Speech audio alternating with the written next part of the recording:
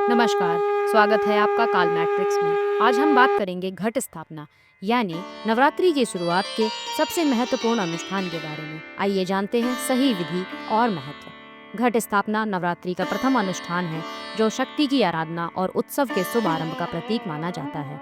हमारे शास्त्रों के अनुसार अशुभ काल में घट स्थापना करने से देवी कुपित हो जाती है, इसलिए इसका सही समय और विधि जानना बहुत आवश्यक है।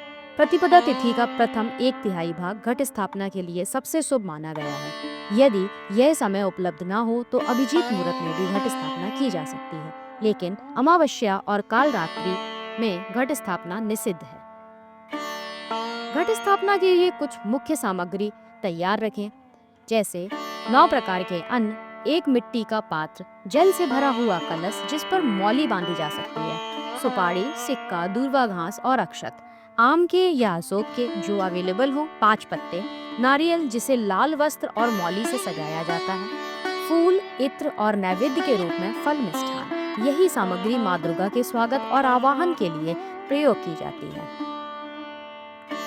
सबसे पहले एक मिट्टी का पात्र लें और उसमें 9 अनाज के बीज बोकर उस पर मिट्टी और जल डालें।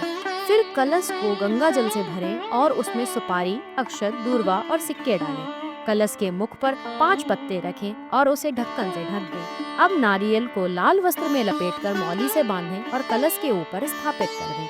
इसके बाद माँ देवी का आवाहन करें और उनसे निवेदन करें कि 9 दिनों तक कलश में विराजमान होकर हमारे जीवन को सुख, शांति और समृद्धि से भर दें। अंत में पंचोपचार पूजा करें, दीप जलाकर धूप, पुष्प, इत्र और नैवेद्य अर्पित करें।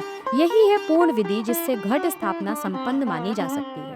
घट स्थापना केवल एक विधि नहीं है, बल्कि माँ दुर्गा का हमारे घर और मन में स्वागत है।